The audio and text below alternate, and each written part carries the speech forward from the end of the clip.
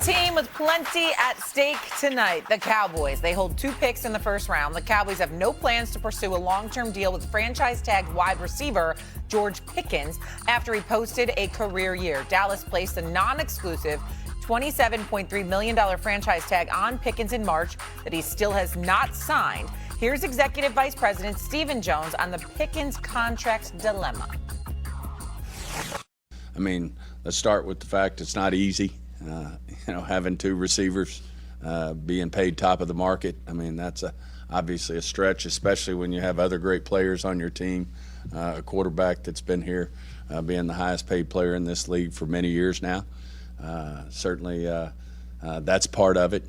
The other thing is the newness of George being here. And I think George has just done an amazing job. I mean, he's exceeded all expectations. I think anybody, or we wouldn't have gotten him for a 3rd-round pick.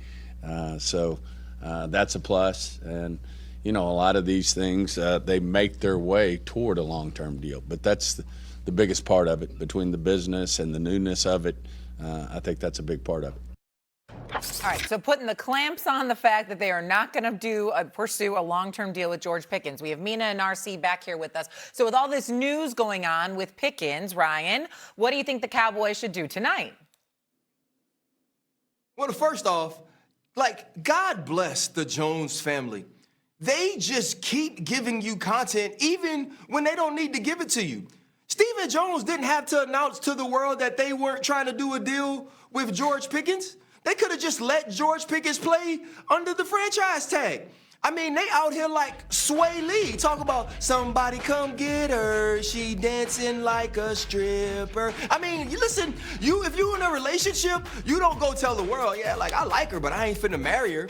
There's something about George Pickens and being within that locker room that they are saying, okay, he has to go prove it again. He was the best wide receiver on this team last year. So what they're telling me, at least in my mind, is we're going to draft a wide receiver if Jordan Tyson is there at number 12. And if we draft a wide receiver at number 12, what we're hoping is someone was sitting at home last year watching the film of George Pickens play on the level of Jamar Chase, play on the level of a Justin Jefferson, and they're going to be willing to give us a draft pick, whether it be in this draft or the next draft, that we can now continue to build a team with. But to me, when you put this news out there, there are teams who know that maybe if a Sonny Styles fall or maybe if an Arvell Reese falls, you're not going to put together a package to move up and get them. And hell, if you want to make a big splash, let's say Jeremiah Love gets past number 5 and you think, let's just add another dynamic player because we might not have George Pickens. You're not even trying to do that. And so to me, to let this information get out is to say that we want to move George Pickens within this draft, and they're going to have to now focus and draft accordingly. But to me, you do not reach. If a wide receiver falls to you at 12, namely Jordan Tyson, I believe you make that move. If not, you draft the best player available for a defense that needs a ton of work. Mina? I don't think that the Jones family had to do a presser to get the word out. I mean, their phones work, right? They know the other owners and GMs in the league.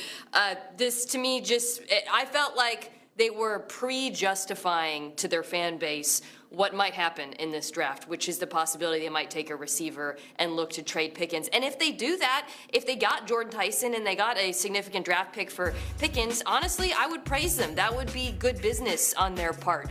As far as those 2 picks go, though, there are a lot of needs on defense with this team. We talk about this, really, it's been a few years now, but they could go edge, they could go linebacker, they could go safety, they could go corner. Yes, I am naming every single position on defense because they need all of them. So I do think that if you're Dallas, you want to consider holding on to those picks.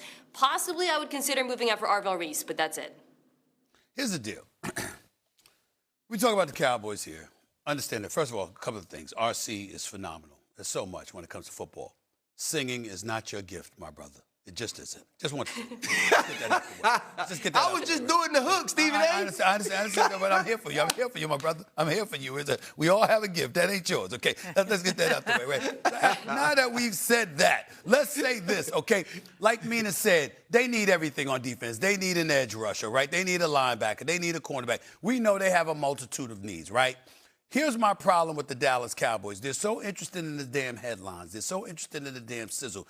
They never realize the rippling effect it has on the franchise. You got a quarterback that's been on the record saying he wants George Pickens back. You got a guy in CeeDee Lamb that says he wants his teammate back, all right? You got this stuff. Now, that doesn't mean that you make those decisions based on what players want, but if you got high-end producers on the offensive side of the ball and you know that you've developed that kind of chemistry and you're clicking, you certainly don't want to get in the way of that. And if you're going to get in the way of that, then you handle it differently. You don't handle it in similar fashion to what you did with Micah Parsons, because before long, stuff gets in the way. Like, for example, when you made your trades mid-season, had you done it a couple of weeks earlier, you might have had a shot at making the playoffs, but you waited. And so I just look at them and I just say to myself, okay, if you're going to do something, do it. You want to draft a wide receiver, fine. You want to use these 2 picks on the defensive player, fine. But what you do is you'll go ahead after franchise tagging George Pickens. You move on from him. Why? Because you know you don't want that brother in your locker room because of the way you handled it, how salty he is going to be,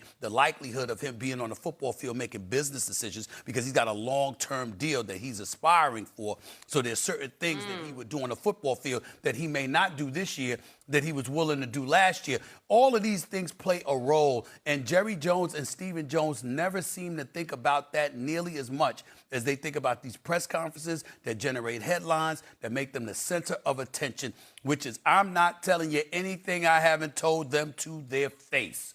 It's what they do, but they're going to do it anyway, period. All right, we'll see what happens tonight. Again, the Cowboys have 2 picks in the first round. Enjoy, Mina and Ryan.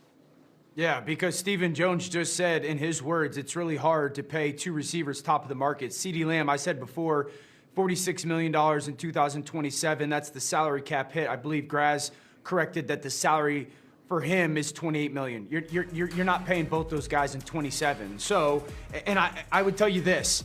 I believe his agent, David Mulgeta, may have had one player play under the franchise tag. I think maybe it was T. Higgins. I could be incorrect on that, I think. And so I just don't see how the agent and player are going to say, you know what, you're right, Dallas. We'll play on the tag once again and just ho-hum this.